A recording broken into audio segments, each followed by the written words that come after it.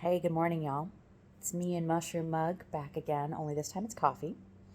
I was going to check in with you last night, but, well, I went to sleep. So here we are, back again in the morning, enjoying another hot beverage, but a different time of day. In case you're wondering, I slept really well, so thanks. So I want to come back and chat about sleep, and last time I talked about things I had done to honestly sleep train myself and rehab my relationship with sleep, but also my body's response to sleep. And it's one of my favorite topics because I feel like it's one of the things that people struggle with the most. And it's so pivotal to everything else working. We can weight train and we can eat well, we can walk, we can go to counseling, but honestly, if we're not sleeping, and y'all know this, it doesn't allow us to be the better human that we are working on being in all other ways. So I have been doing my reps. I have been engaged in my devotional practice, and it's been enjoyable and it's been successful. But then, as many of you watching this might know, perimenopause came around and smacked me right in my ass. And I have to tell you, that is some kind of sick joke.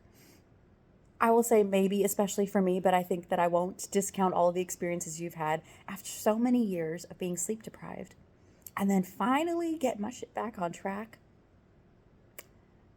to then have my hormones be like, hey, what's up, girl? I heard you like sleep. We don't. Uh, it's been amusing. How about we say that? So it's definitely added another level of sleep training that is instrumental and honestly, at this point, non negotiable. So, luckily, a couple of things that I had already built into practice are super helpful for perimenopausal sleep disturbances and all the vasomotor stuff that causes our hot flashes or just temperature instability. For me, it's more like that. And so, all the reps that I've done, they are still paying off. But the problem is I cannot mess around with them anymore. So before it got to be a choice, and it's still a choice, but now it's these are non negotiables. So my routines, I will say my rituals, my devotional practice. And I think of that as really just like I am being completely in service to myself, which means I'm getting up and going to bed at the same time. As much as I would love to stay up and watch some episodes of some amazing shows, or I'm really into sports, staying up and watching the end of the game, I don't. I go to bed, which sounds really lame and super unfun. And after so many years of being the unfun one, because I was always working and being super boring and responsible, I'm like, I was really hoping I'm being fun at this point in my life. Nope, still not fun. That's one big thing. And luckily, I had already incorporated things like weight training. And I've always been an athlete and always been interested in exercise and always done exercise, but really changing the way I did that. So I can talk a little bit about more about what I've changed in terms of my exercise in another installment. That's been super pivotal to the way that my body is responding to the perimenopausal changes being at least muted. I won't say it goes away, but it's much less impactful, specifically in terms of sleep, but also like the brain fog type stuff. My eating schedule, which I will tell you, possibly also another installment, was complete shit. And many of you may already know this because maybe you've known me for years, and you're like, when do you eat? And I'm like, kind of never, kind of terribly. I eat mindlessly and at 3 o'clock in the afternoon because I'm going. So being really a rigorous student of my schedule in terms of my sleep and my eating and my exercise has been really important. It's like even the timing of my exercise has become important. And then walking. So I know you probably hear a lot about it. Maybe you read a lot about it. Like walking is the superfood of movement. And I got to tell you, I luckily have two dogs who are adorable, noisy as hell, and also go outside no matter what, rain or shine. So I walk a couple miles every single day, and it is non negotiable for them. So therefore, it's non negotiable for me, right? But it has been one of the major ingredients in terms of my sleep, specifically as it pertains to the perimenopausal shift on top of all the other shifts.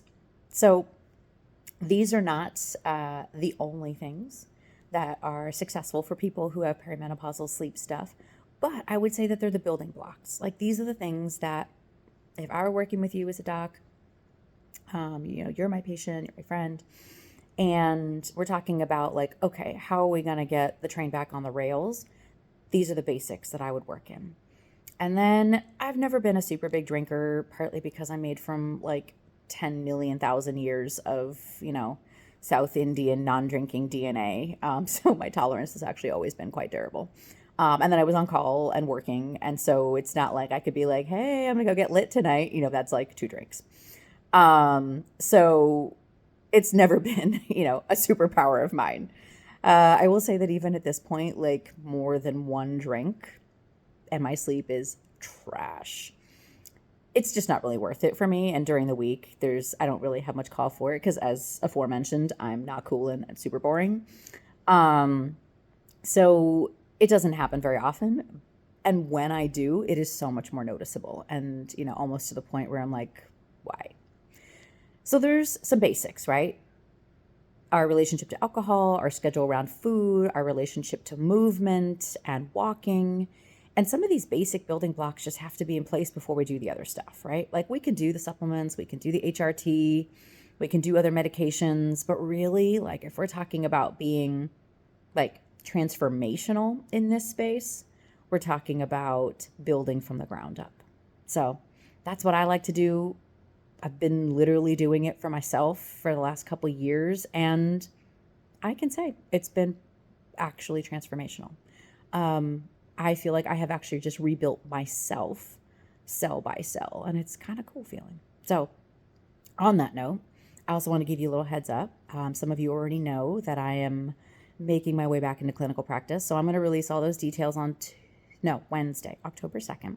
It's kind of a special day. There's like 4 people in my life, young folks who are all born on that day, who I adore.